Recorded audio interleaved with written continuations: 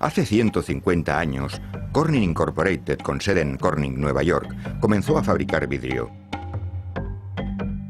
Por aquel entonces solo hacía botellas. Hoy fabrica, entre otras cosas, fibra óptica tan fina como el cabello humano. Si uniésemos todos los cables de fibra óptica que se utilizan en el mundo, la madeja llegaría hasta la Luna y volvería 160 veces. Esta fibra ha revolucionado el mundo de las comunicaciones porque permite que la información viaje a través de la luz y la luz a través del vidrio.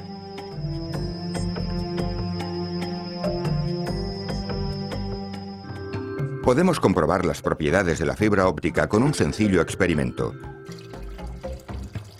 Si encendemos una linterna dentro de una corriente de agua, toda la corriente se ilumina. Este fenómeno se conoce como la reflexión total.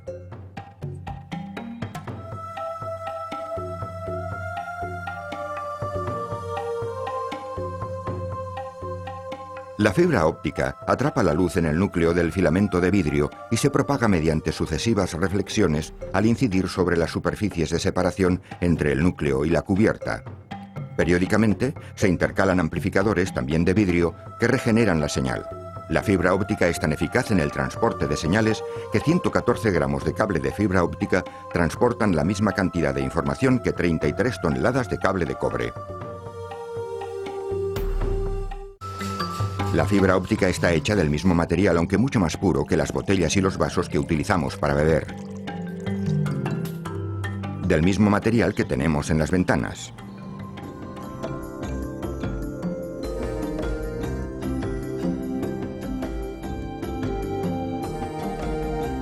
¿Qué es exactamente el vidrio?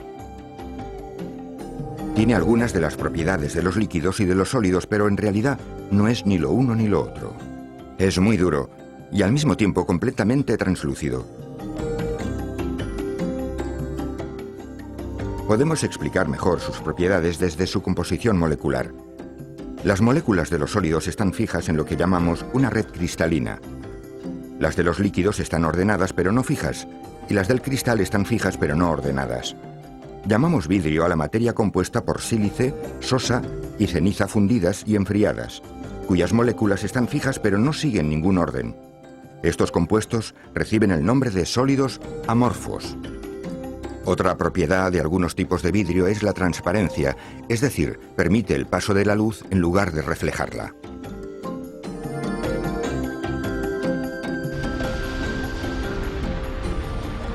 Más antiguo que la historia, el vidrio es una creación humana y un fenómeno natural. Se forma cuando ciertas rocas se calientan hasta alcanzar el punto de fusión y luego se enfrían. La obsidiana, un vidrio oscuro y opaco que se forma en las entrañas de los volcanes, fue el primer vidrio que conoció el ser humano. El hombre tardó mucho en aprender a fabricar vidrio y posiblemente lo descubrió por accidente, más o menos como muestra este antiguo documental. Una hoguera en una playa de arena que debía estar mezclada con otros minerales que redujeron su temperatura de fusión y se produjo el milagro.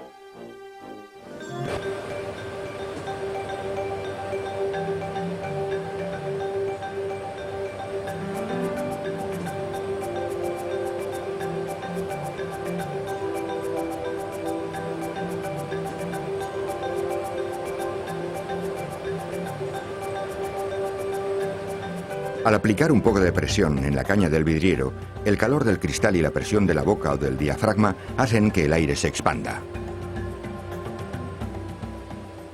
Los romanos aprovecharon esta tecnología y añadieron su propia técnica, el soplado en moldes. Muy pronto los objetos de cristal soplado llegaron a todos los rincones del imperio.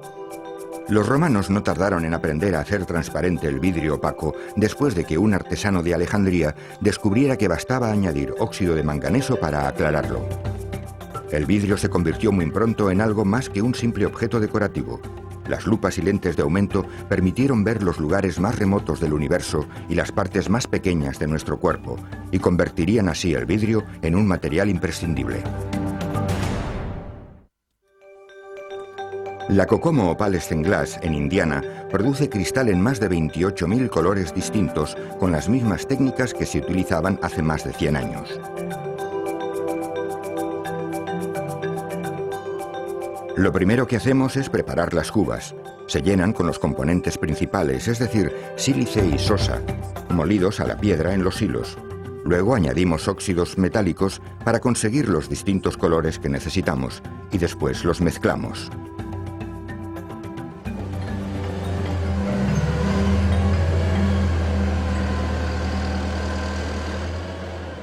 A continuación se introduce la mezcla en una fuente de arcilla refractaria. Y los fundimos de 12 a 14 horas.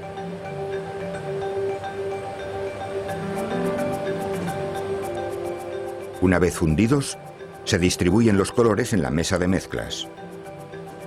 Si necesitamos una mezcla de 2, 3, 4 o 5 colores, el cucharón llevará a la mesa de mezclas las fuentes y el operario artesano las mezclará hasta conseguir el color deseado.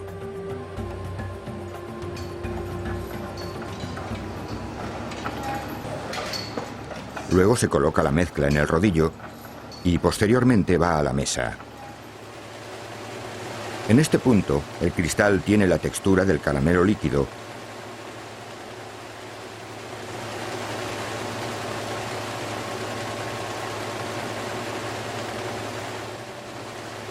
en pocos minutos dejará de brillar, y eso significa que ya está lo suficientemente duro para poder cogerlo y meterlo en la cinta. De ahí pasará al horno de cuba donde se templará. En el horno el vidrio se enfría poco a poco. Al otro extremo del horno se cortarán los óvalos irregulares de cristal hasta convertirlos en un rectángulo.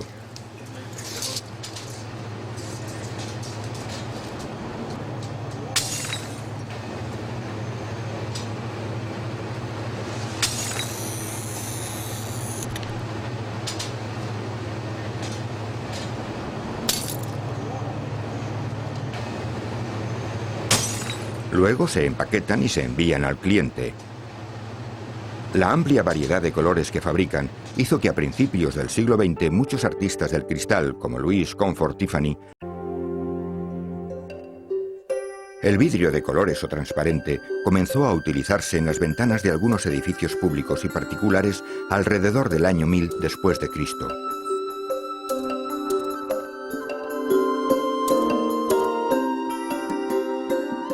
Si alteramos la superficie de una lente de cristal, podemos redirigir el foco de luz. Una lente convexa acerca la imagen y la alarga. Las lentes cóncavas producen justo el efecto contrario y hacen que la imagen se aleje. Solas o combinadas, estas lentes han mostrado, literalmente, nuevos mundos al ojo humano. En el año 1000 después de Cristo, los monjes con problemas de visión utilizaban el culo de un vaso como lente de aumento, una versión primitiva de la lupa. 250 años más tarde, gente con problemas de visión comienza a usar las gafas en Europa. Las populares gafas no son más que dos trozos de vidrio cuidadosamente pulidos con diferentes grados de convexidad.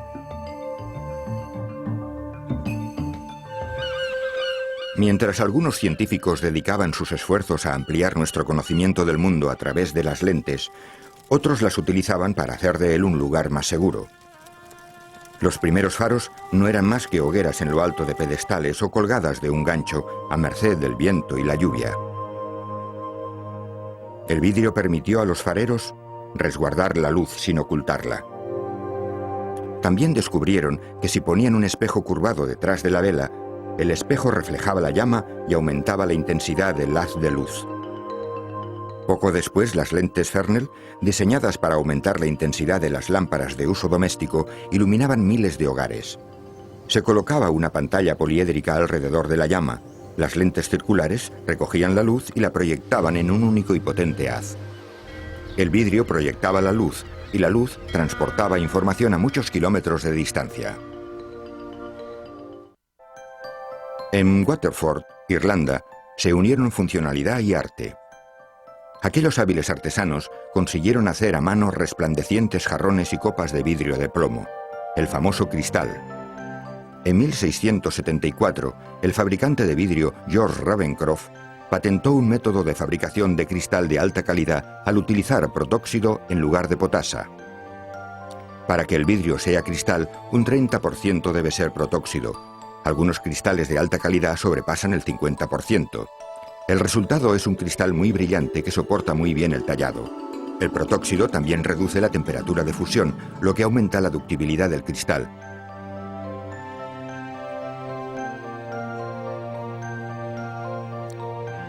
La producción en serie también llegó al lento y laborioso sistema de elaboración del vidrio. Los hornos de fusión sustituyeron a los de cerámica, lo que permitió aumentar la producción. Una ventaja de estos nuevos hornos, que eran más grandes, es que mejoraron el sistema de fabricación del vidrio para ventanas.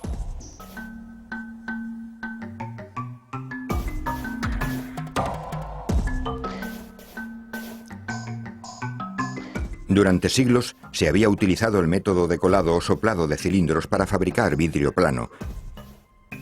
Pero en 1905, Émile Foucault consiguió producir una lámina de vidrio horizontal continua y uniforme utilizando el horno de fusión. El proceso de laminado por flotación no aparece hasta 1959, bastante tarde en la historia de la manufactura del vidrio, pero justo a tiempo para atender la creciente demanda de vidrio para ventanas durante el boom económico posterior a la Segunda Guerra Mundial.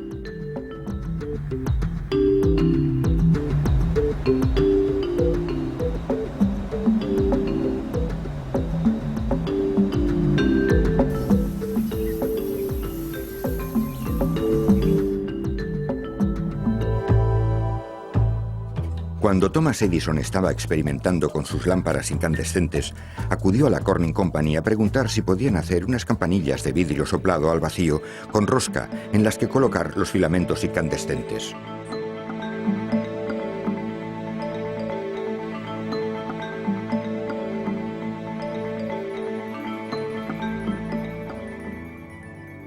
El encargado de Corning en aquel momento, Woods, cogió una pala que tenía un agujero y la introdujo en el vidrio fundido. Al caer por el agujero, el vidrio formaba una pequeña bola, como la que se forma tras el primer soplo del soplador.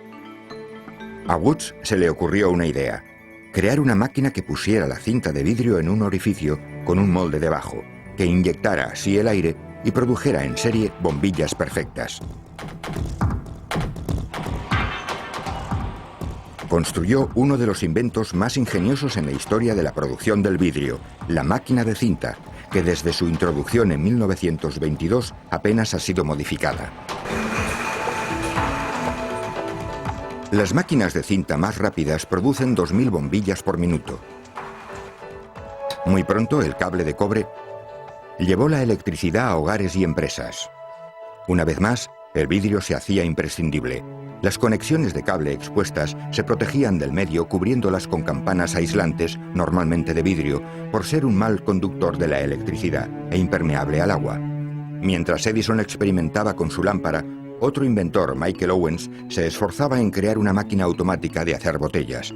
Tras ver a la Coca-Cola en la Exposición de Columbia de 1893, Owens sabía que la recién inventada chapa podía cerrar botellas herméticamente.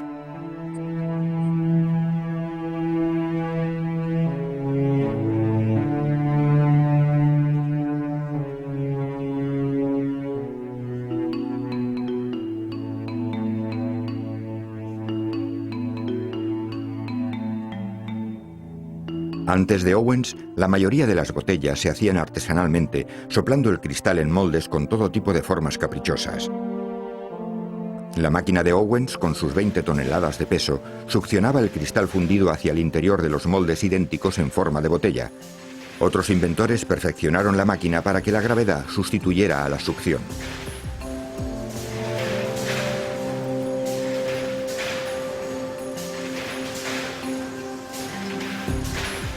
Hasta ese momento, fabricar 16 botellas por minuto era imposible. La industria de los refrescos nunca volvería a ser la misma. El vidrio no solo iluminó nuestras vidas, las cambió para siempre. Los recipientes herméticamente cerrados impidieron que los alimentos se estropearan. Las bombillas llenaron de una manera limpia y segura nuestros hogares de luz e incluso las calles se llenaron de farolas. El próximo paso sería el automóvil y los semáforos, inventos que también se beneficiarían de la versatilidad del vidrio.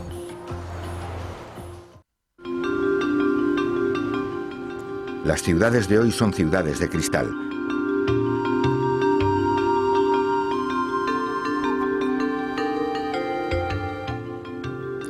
El cristal recubre la fachada de muchos rascacielos. Algo inconcebible en el siglo XIX, en el que los rascacielos se hacían de acero y mortero. Se pueden colocar grandes planchas de cristal como cortinas en la estructura de acero de un edificio, un aspecto moderno con un material muy antiguo. El vidrio recubre nuestros edificios más altos y es en verdad un material con una extraordinaria resistencia, lo que resulta sorprendente sabiendo que a comienzos del siglo pasado los copos de nieve rompían el cristal de los semáforos.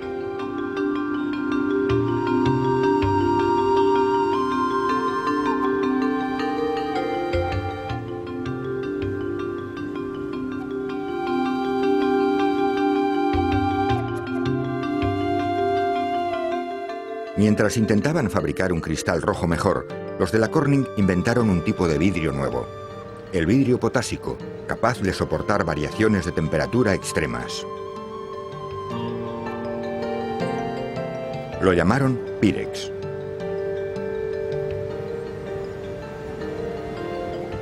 El Pyrex facilitó enormemente las investigaciones médicas y científicas. Podía usarse en experimentos que requerían temperaturas extremas sin temor a que explotara, y además era muy práctico, porque ni se rompía ni se mezclaba con su contenido. Para reforzarlas aún más se templaban las láminas. El laminado resultaría especialmente útil en el vidrio para las lunas de los coches. Los automóviles necesitaban el vidrio por muchas razones. Sin él no podrían ser tal y como los conocemos.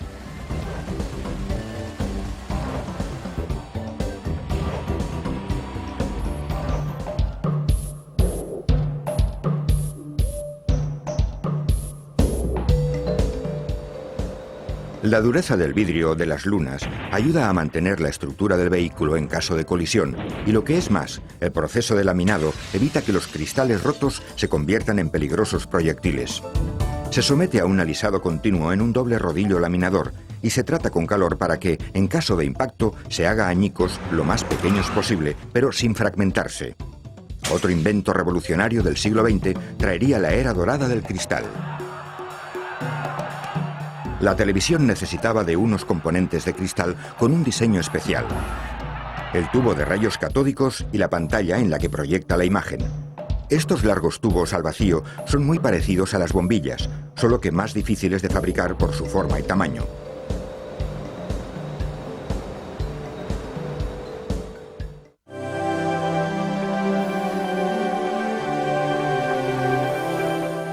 Desde elaborados mosaicos a fieles reproducciones en cristal. Este material sigue siendo parte de los esfuerzos artísticos del hombre.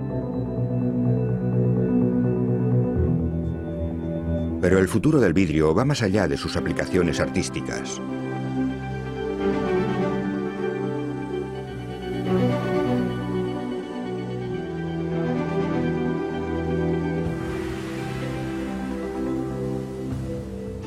Los científicos de hoy ya están trabajando en los dispositivos de cristal líquido y de la cirugía láser endoscópica del mañana.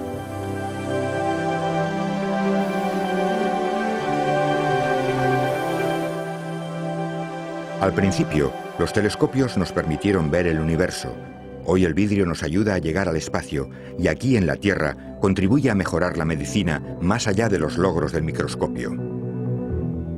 Las pantallas de televisión y de ordenador volverán a beneficiarse de los avances de la tecnología del vidrio. Los dispositivos de cristal líquido o LCD permitirán la fabricación de máquinas más pequeñas y precisas.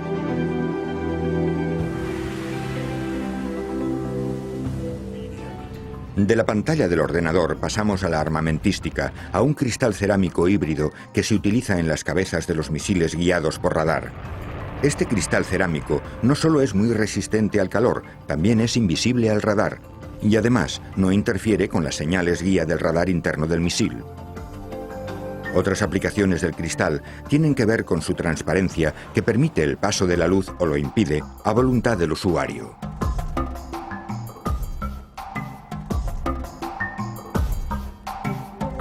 El Smart Glass o cristal inteligente tiene una capa especial con un líquido en suspensión, cuya opacidad cambia al aplicar electricidad. Combinada con otra tecnología que refleja el calor del sol, permitirá un importante ahorro de energía, en especial en el vidrio para la construcción de rascacielos. Pero la gran ventaja del cristal es que es el producto más reciclable del mundo. Los productos de cristal reciclado reducen la contaminación del aire en un 20% y la contaminación asociada del agua en un 50%. Cada año el 40% del cristal utilizado vuelve a ponerse en circulación. Es un material tan sorprendente que los propios ingenieros que llevan años trabajando con él aún se asombran de sus propiedades. Los científicos siguen explorando su potencial, mientras nosotros seguimos asombrándonos de sus múltiples usos, la sencillez de su fabricación y la belleza de sus formas.